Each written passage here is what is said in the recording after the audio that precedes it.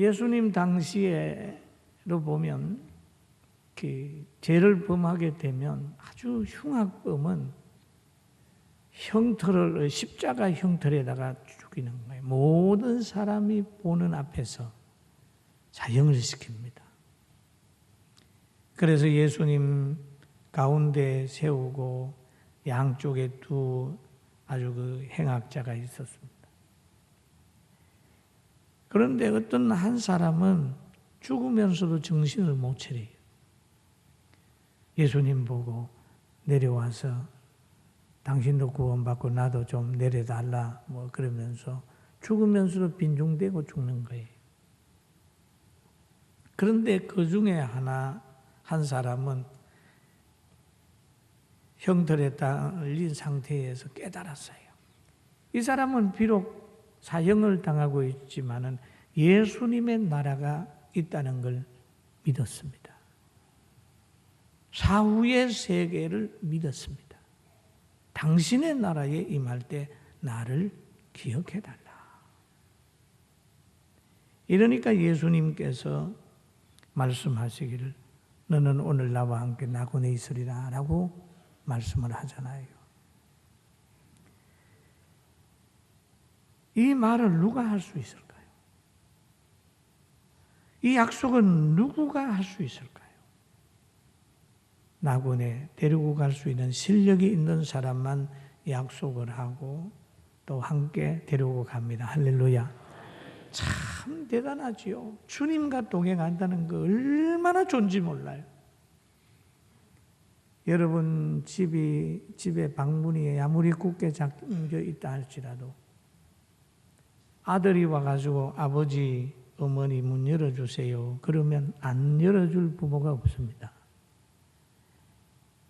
그럴 때 아들이 자기 친구 데리고 와서 야 우리 집에 가자 라고 하면 친구는 못 열지만은 아들은 열거든요. 그래 예수님, 하나님의 아들 예수님이 우리를 구원해서 낙원으로 데려간다면 하나님도 받아주고 또 예수 그리스도를 통하여 우리가 하나님의 자녀 신분이 되었으니 하나님의 나라 가서 낙원에서 누리게 되는 거예요. 할렐루야. 얼마나 귀합니까? 그런데 예수님이 이 땅에서 구원 사역을 다 마치시고 마지막 그 시간을 맞이하는 거예요. 낙원에 입성하시면서 하나님의 뜻대로 육신의 삶을 뒤로하고 인간이 마감을 하는 거예요. 예수님의 육이 마감을 해요. 예수님의 죽음은 죄인된 인간과 하나님의 관계를 회복시키는 사건인데 예수님이 임종하심으로 인하여 성전의 휘장이 쫙 위로부터 밑에가 찢어지는 이죠. 하나님과의 관계 회복을 시키는 거예요. 할렐루야. 그러면 예수님은 죄인의 고통을 대속했다. 누가복음 23장 44절에 보니까 때가 제6시쯤 되어 해가 빛을 잃고 온 땅에 어둠이 임하여 제9시까지 계속하며 그랬어요. 예수님이 못 박힌 시간은 정오입니다. 근데 못 박히고 나서 3시간에서 한 4시간 동안은 온 땅이 어두워졌어요. 해가 빛을 잃어버렸습니다. 예수님은 인간의 죄값의 고통을 친히 담당하시면서 깊은 고통 속에 빠져들어가는 거예요. 캄캄함의 고통을 그리스도께서 대신 다 체험하는 거예요. 그러므로 인하여 죄인된 모든 사람들에게 강명과 기쁨을 주기 위해서 죄인이 앉는 걸 다 안아버렸어요. 바로 이런 사건이 이사야 53장에 보면 나타나지요. 그가 찔림은 우리의 허물 때문이요 그가 상함은 우리의 죄악 때문이라. 그가 징계를 받음으로 우리가 평화를 누리고 그가 채찍에 맞음으로 우리가 나음을 받았도다라고 얘기를 합니다. 평화와 나음, 이것을 주시기 위해서 예수님께서 엄청난 고통을 당하는 거지요. 오직 예수님으로 오는 은혜, 평화와 나음입니다. 오늘 예수님으로 인하여 여러분 어떤 병에 걸렸든지 고침받게 되길 주의 이름으로 축원합니다. 영적인 세계뿐 아니라 육신의 세계도 좋은 환경이 오기까지는 좋은 환경을 오게 한 사람들이 있습니다. 우리가 구원을 노래하고 구원받게 되기까지는 예수 그리스도가 있었듯이 좋은 환경이 오게 될 때는 거기에 꼭 희생한 분들이 있습니다. 여러분, 우리나라를 한번 보십시오. 얼마나 살기 좋은 나라입니까? 민주주의에 꽃피운 꽃이 폈다. 그러면 이 대한민국의 민주주의를 심기 위해서 심히 고통당하면서 수고한 분들이 있지요. 대한민국을 지키기 위해서 피 흘린 분들도 있잖아요. 극한 가난 보릿고개를 이기게 하는데 헌신한 분들도 있잖아요. 여러분은 어떻게 사셨는지 모르지만 저는 아주 시골에 살아서 가난이 얼마나 설고 무섭다는 걸 저는 압니다. 이 들에 나가면 배가 고프면 소나무를 꺾어서 위에 껍데기를 다 이렇게 까고 이렇게 물을 빨면서 송구를 먹는 거예요. 또 이렇게 도라지를 캐 먹고 잔디를 캐 먹고 산딸기를 따 먹고 그래. 지금 보니까 다 영양식이 다. 그리고 또 또 잘라가지고 이렇게 구워서 먹고 콩 구워서 먹고 또 감자가 나올 때가 되면 흙을 이렇게 돌을 갖다 올려놓고 이 진흙을 갖다가 이렇게 소철 만들어 가지고 놓고 밑에 시커먼 물을 떼다가 다 봉하고 있다가 물을 확 부으면 감자가 푹 있고 참 이런 열무 나면 양식 떨어져 버리고 그러면서도 그때에 우리 민족은 희망이 있었어요. 그래서 저는 연세 드신 어르신들 보면 너무너무 고마워요. 아침에 일어날 때마다 일어나면 노래를 듣고 일어나는 거예요. 잘 살아보세, 잘 살아보세. 우리도 한번 잘 살아보세.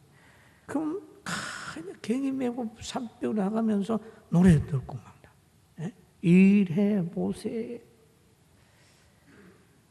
그렇게 우리는 꿈을 가지고 살았고 어른들은 희생을 해가지고 오늘날 대한민국이 세계 메디가 됐어요. 할렐루야. 여러분, 이런 상황에서 어른들의 수고를 전혀 무시해버리고 야, 저거 구세대다. 저거 괜히 또 권위주의다. 이렇게 몰아붙여버리면 그 나라는 좋은 나라 아니잖아요. 우리 어른들의 수고 알아줍시다. 아멘. 여러분, 교회도 마찬가지입니다. 교회가 예수 그리스도를 점점 잊어버리는 거예요. 십자가의 그 사랑을 잊어버리는 거예요. 교회가 왜 세워졌는지도 몰라요. 편리주의, 인본주의, 세속주의, 눈에 보이는 것만 추구하다가 보니까 예수 그리스도의 사랑은 저 뒤로 가고 편리한 것만 생각을 해요. 눈에 보이는 것만. 그러니까 교회가 그냥 세속에 빠져요.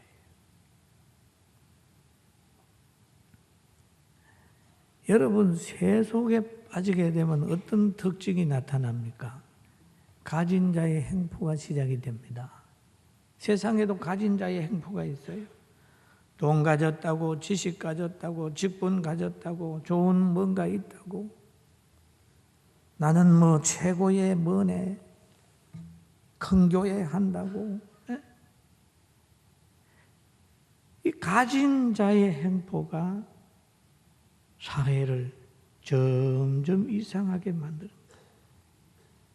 여러분, 세상만 그러나요? 교회에도 마찬가지입니다. 오래 예수 믿었다고, 목사라고, 장로라고, 권사라고 꼭 계급처럼 고개 들고 흔들면서 간섭하기 좋아한다고 하면 예수님 잊어버리게 되는 거예요. 할렐루야. 아멘. 예수님 생각해야 되잖아요. 예수님은 하나님의 아들이심에도 제자들의 발을 씻기고 겸손했는데 세상도 그렇고 가정도 그렇고 지금 점점 눈에 보이는 것만 따라가다가 보니까 역사를 잊어버리는 거예요. 역사를 잊어버리게 되면 가정에서는 저 연세 드신 어른들은 짐이 되어버리는 거예요. 아이는 꿈이 돼서 좋지만 어른은 짐이 되어버리는 거예요. 여러분, 우리를 낳아서 키우고 헌신한 어른들이 짐이 돼서 되겠어요? 짐이 되는 것이 아니라 감사의 조건이 되고 역사가 돼야 됩니다. 할렐루야. 아멘. 옆 사람 보시, 얘기 한번 해봅시다. 어른을, 부모님을 짐으로 생각하면 좋은 사람 아닙니다. 어른은 짐 아니에요. 네? 또 교회에 오면요, 오래되면 오래될수록 다 겸손해요. 잠언서 16장 18절에 보니까 교만은 패망의 선봉이요 그 많은 마음은 넘어짐의 앞잡이라고 했습니다. 가진 자의 행포도 있지만은요, 또 세상에는 못 가진 자의 행포도 있어요.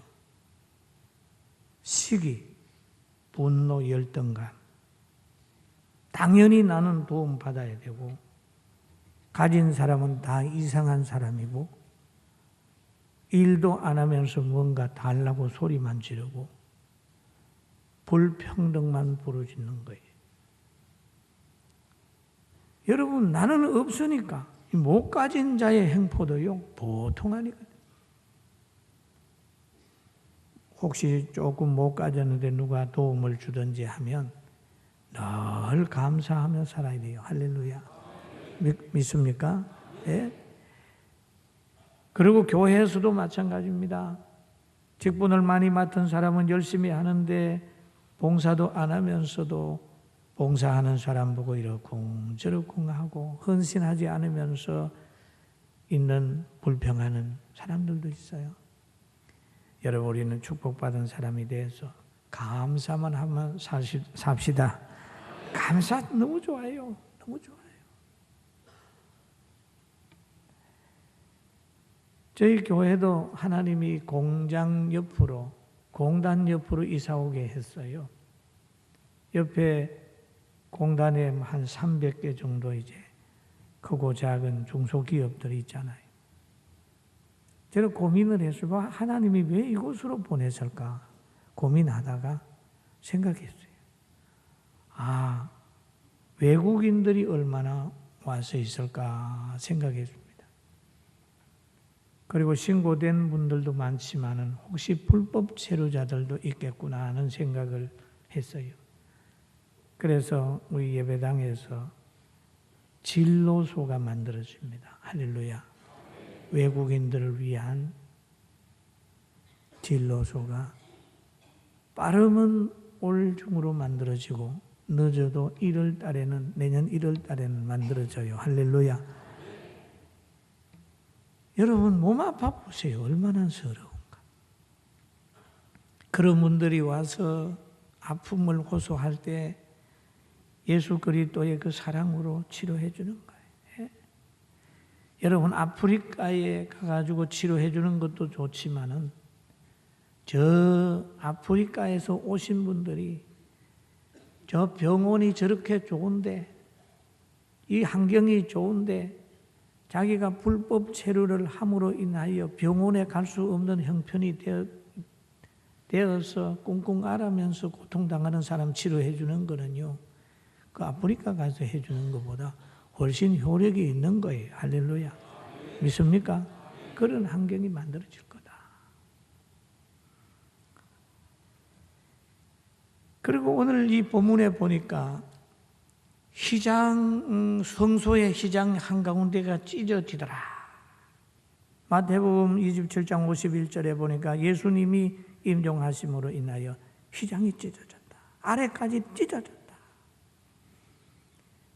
하나님과 인간 관계에서 죄의 담이 흘리는 거예요.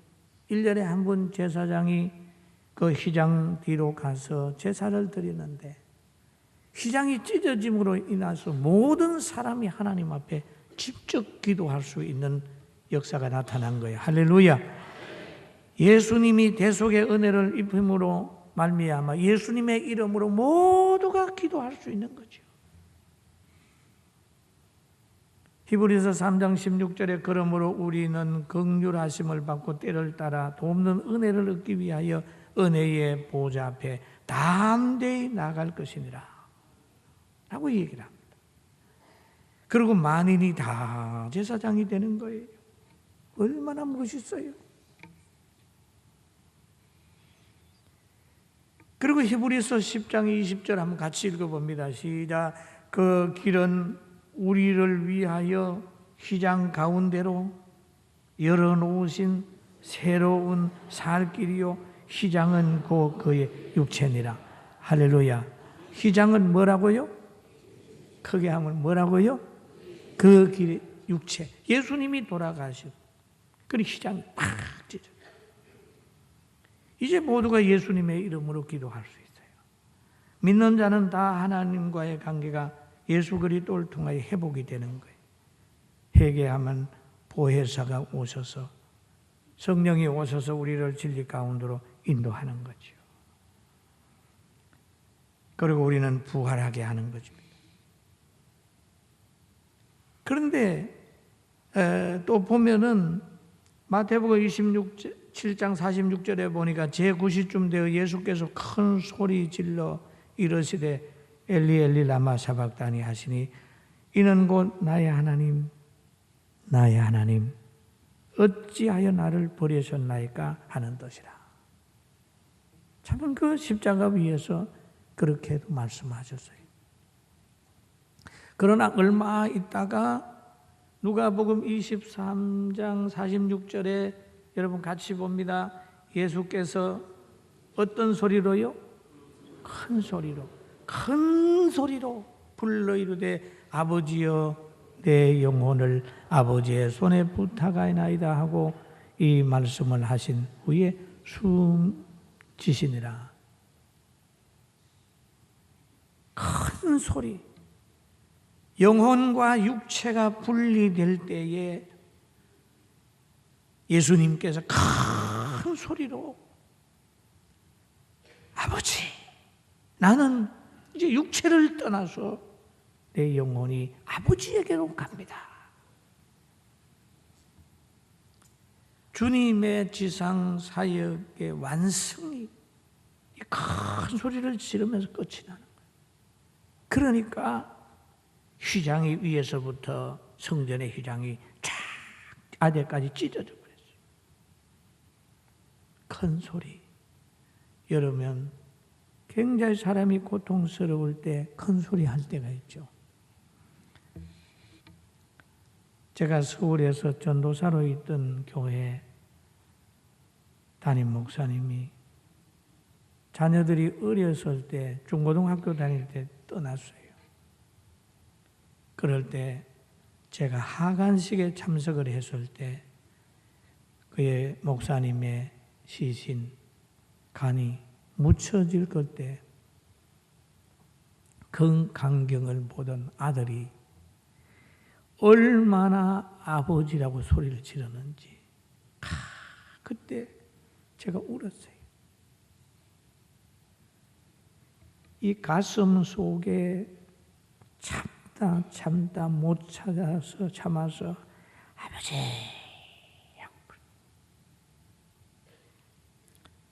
그 사별의 아픔을 가슴으로 토해내는 그 아들의 절규. 그 아들이 이번 창립 때 우리 교회 다녀갔어요. 커가지고 잘 컸더라고요. 또 한 분의 비명은 우리 집사람의 비명이에요.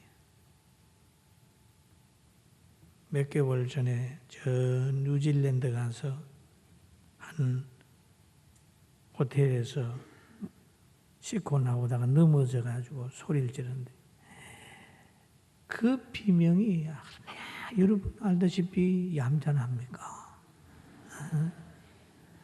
말도 가만가만하고 그렇게 하는데 그날따라 얼마나 큰 비명이 들리는지 제가 이따가 너무 깜짝 놀라고 소름이 끼쳐 쫓아가 보니까 그때 허리가 부러진 거예요. 근데 인간도 육체의 한계가 오게 되면 이렇게 비명을 지르고 큰 소리로 말하게 되죠. 그런데 예수님을 보면은 그 몸이 영혼이 떠나면서 큰 소리로 얘기를 했는데 예수님의 이 큰 소리는 기도입니다. 기도예요. 아버지, 더 이상 십자가 위에서 나는 못 견딥니다. 나는 갑니다. 나는 육체를 떠나서 갑니다. 내 영혼을 부탁합니다. 이렇게 기도하는 거예요. 차. 그러니까 휘장이 쫙 찢어지잖아요. 사랑하는 성도 여러분, 우리도 위기가 왔을 때 비명으로 끝나는 게 아니라 영혼을 하나님 앞에 부탁할 만한 믿음이 있게 되기를 주님의 이름으로 축원합니다. 축원합니다. 여기에 보면 예수님은 예수 그리스도는 의인이었다. 의인이었다. 백부장이 그된 일을 보고 하나님께 영광을 돌려 이르되 이 사람은 정녕 의인이었도다. 예수님의 임종하시는 그 모습을 보고 백부장은 예수님을 가리켜 의인이었도다. 유대인들은 제사장들은 서기관들은 의인이었도다라고 안 하는데 이방인인 백부장이 보고 의인이었도다라고 얘기를 합니다.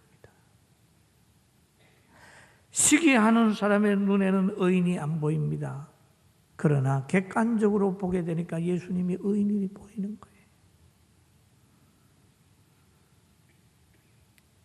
그리스도의 마지막 가는 길을 보고 거룩한 분으로 알고 영광을 하나님께 돌리는 거예요. 백부장의 깨달음은 인간의 최고의 깨달음입니다. 할렐루야. 시기자들, 경쟁자들은 항상 약점만 보는 거예요. 사람이요, 좋은 사람하고 나쁜 사람이 있는데 좋은 사람도 상대의 약한 부분을 보고 악한 사람도 상대의 약한 부분을 보는 거예요. 그 약한 부분을 보면서 악한 사람은 그것을 통해서 약점을 잡아가지고 뭔가 자기 의도대로 끌고 가려고 하지만 좋은 사람은 상대의 약한 부분을 약하지 않도록 만들어주려고 보강하려고 도와주려고 생각하는 거예요. 할렐루야. 믿습니까? 약한 부분을 찾아내요. 그래가지고 야, 저 사람 여기 약한데 이거 도와줘야 되겠다. 도와줘. 사탄은 약한 부분을 통해서 시험을 하지만은 의인은 약한 부분을 찾아내서 도와주는 거예요. 여러분 상대의 필요를 채워주는 좋은 사람 돼 봅시다. 그래서 예수님의 삶이 끝나게, 지상의 삶이 끝나게 될 때 많은 사람들이 감동을 받았어요. 백부장도 감동을 받았고, 누가복음 23장 48절에 보니까 이에 구경하려 모인 무리도 그 된 일을 보고 다 가슴을 치며 돌아가서 예수를 아는 자들과 갈릴리에서부터 따라온 여인들도 다 멀리 서서 이 일을 보니라. 예수님이 임종함으로 인하여 자연계에 변하고 막 지진이 일어나고 무덤 안에 있는 사람들이 변화가 일어난 거죠. 그 광경을 보면서 야, 예수님은 의인이었도다. 사랑하는 성도 여러분, 바로 우리가 성탄절을 왜 기다리고 왜 즐거워해야 됩니까? 예수님이 이러신 분이기 때문에 그렇습니다. 할렐루야. 하나님과의 관계를 회복하시는 분이시기 때문에 성탄절을 우리가 귀하게 보는 거예요. 어둠의 세력은 성탄을 약하게 만듭니다. 그러나 우리는 성탄을 알려야 돼요. 성탄의 불빛을 밝히는, 성탄의 정신을 가지고 세상을 아름답게 만들어야 됩니다. 할렐루야. 왜 성탄을 그렇게 귀하게 여기냐? 예수님이 하나님과의 관계 회복시켜줬고 나그네 길을 열어줬다. 나를 사망 가운데 있는 나를 생명으로 인도해 줬기 때문에 나에게는 성탄은 소중한 날이라고 고백하면서 주께 영광 돌리는 여러분과 제가 되길 주의 이름으로 축원합니다.